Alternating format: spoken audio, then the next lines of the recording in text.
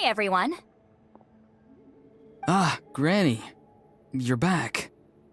So, no good news for me, then? You saw right through me.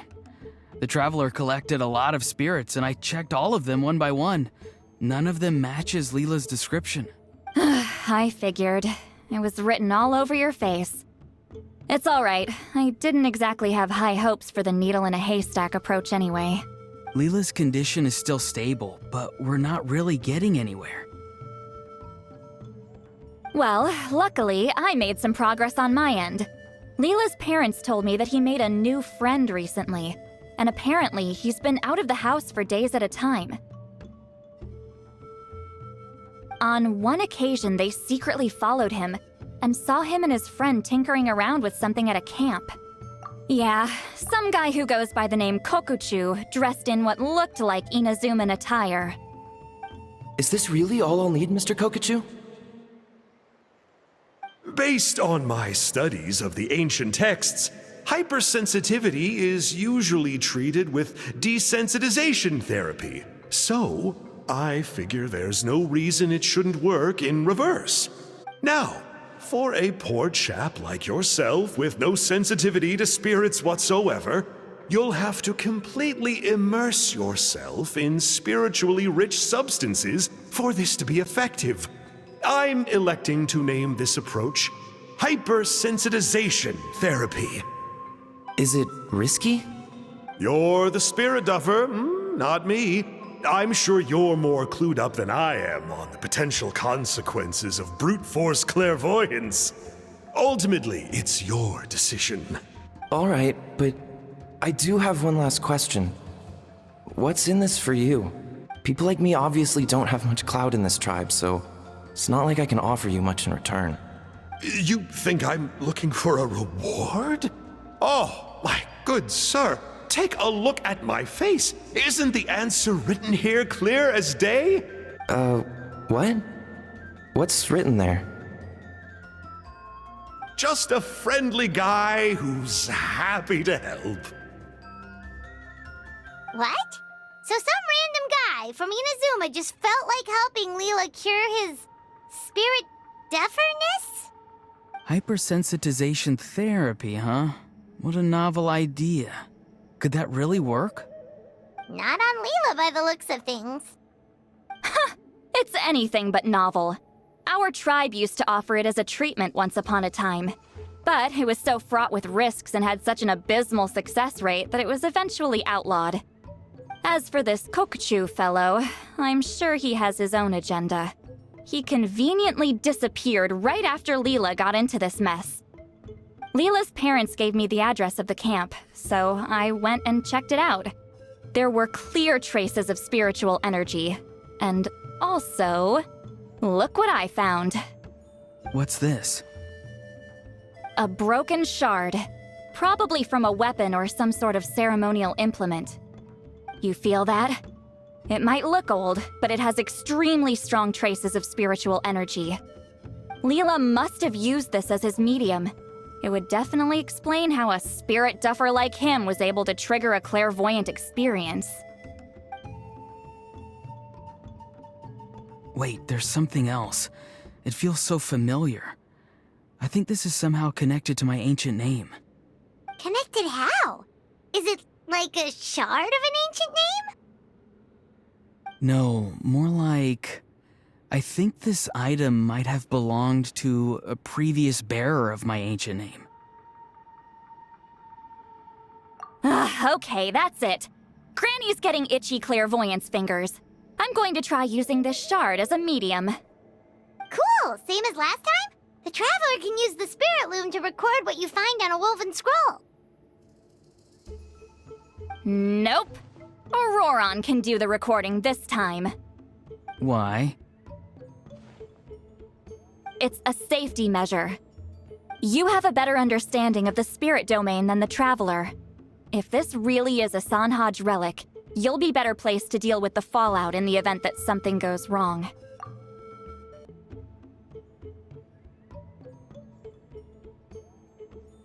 Meanwhile, I'm just a grandkid, so I'm expendable.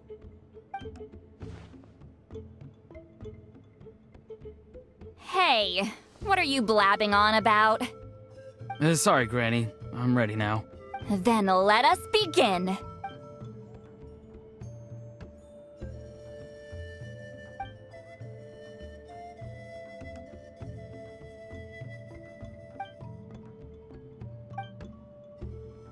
Alright, what's on the scroll this time? Looks like a broken bow covered in flames. Hey, don't you think one of the pieces looks just like this shard? You're right! It seems to be from the body of the bow. I saw a bow just like this in one of Granny's scrolls.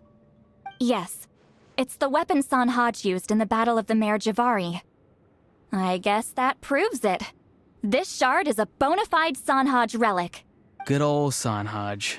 The relic's spiritual energy was fluctuating very strongly, but I wasn't in any danger at all. The Traveler probably would have been fine as well. Now that's a true hero, huh? Generations later and the stuff he used to own is helping to treat spirit duffers. I still think there's more to this story, though. Kokochu must have had his own motives beyond just treating Leela's condition. Well? Okay, we saw the full bow just now, right? Maybe he wanted to see it too, so he could track down the other pieces. I don't know if he'd have anything to gain by doing that. Even if they're Sanhaj relics, I still doubt he'd have much use for a broken bow. Also, why use a spirit duffer in that case? You're basically setting yourself up for failure. Huh? Leela's body is responding! Let me take a look. I can sense a spirit being drawn to the relic. Looks like Granny's plan is working. Leela's spirit is being drawn to the bait. In that case, let me try again. This time using both Leela's body and the shard as mediums. You can do it, Granny. I'm ready to go too.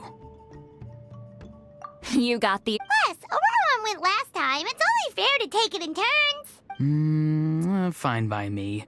We know it's safe now, so you shouldn't have any problems. All right, if you insist. Be my guest. Just let me know when you're ready.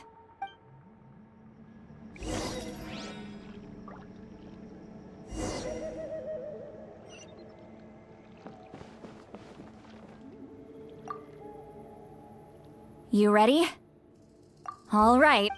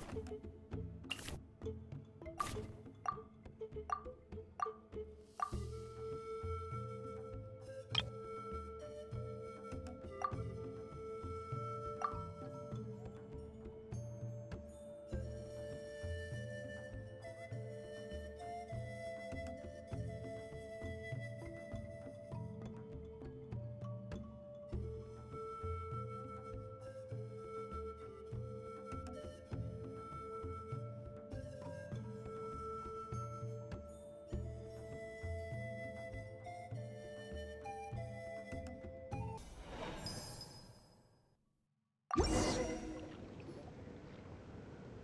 image has appeared! This one is a map!